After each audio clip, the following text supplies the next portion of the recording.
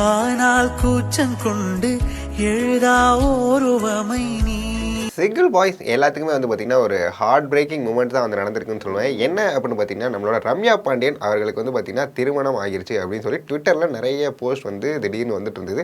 So நான் அதெல்லாம் நம்பவே இல்லை. என்ன அப்படின்னு பார்த்தீங்கன்னா ஏதாவது ஷூட்டிங்காக இருக்கும்பா அதை எடுத்து அப்படி போட்டு ஏமாற்றிட்டு இருக்கேன் அப்படின்னு பார்த்தீங்கன்னா இல்லை, உண்மையாலுமே அவங்களுக்கு வந்து திருமணம் ஆயிருக்கு.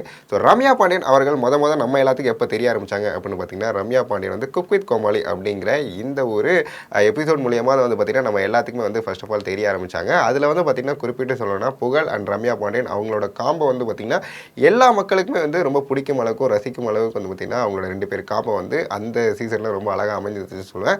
அண்ட் அது மட்டும் இல்லாமல் அதுக்கடுத்து ரம்யா பாண்டியன் தொடர்ந்து நிறைய திரைப்படங்களில் நடிக்க ஆரம்பித்தாங்க. அதில் ஒரு படம் தான் வந்து பார்த்திங்கன்னா ராம ஆண்டாலும் ராவண ஆண்டாலும். இந்த திரைப்படம் வந்து பார்த்திங்கன்னா நிறைய மக்களுக்கு ரொம்ப பிடிக்கிறதுக்கு காரணம் என்ன பார்த்திங்கன்னா அங்கே ஒரு மக்கள் வாழ்ந்தாங்கன்னா எப்படி இருப்பாங்களோ அதே மாதிரி வந்து பார்த்திங்கன்னா ரம்யா பாண்டியன் ரொம்ப அழகாக அந்த படத்தில் நடிச்சிருப்பாங்க. இப்படி பல திரைப்படங்கள் நடிச்சிட்டு இருந்த ரம்யா பாண்டியன் திடீர்னு வந்து பார்த்திங்கன்னா ரிஷிகேஷில் கல்யாணம் இருக்குது. ஸோ இவங்களோட எப்படி இந்த கல்யாணம் ஆனது அப்படின்னு பார்த்தீங்கன்னா இவங்க 2 பேர் வந்து பார்த்தீங்கன்னா அதாவது ரிஷிகேஷில் கல்யாணத்துக்கான காரணம் என்ன அப்படின்னு பார்த்தீங்கன்னா ரம்யா பாண்டியன் அவங்களோட லவ்வர் வந்து பார்த்தீங்கன்னா அங்கே தான் வந்து வேலை செஞ்சுட்டு இருக்காங்க. என்ன ஒர்க் பண்ணுறாங்க அப்படின்னு பார்த்தீங்கன்னா யோகா மாஸ்டராக வந்து அங்கே இருந்துட்டு இருக்காரு.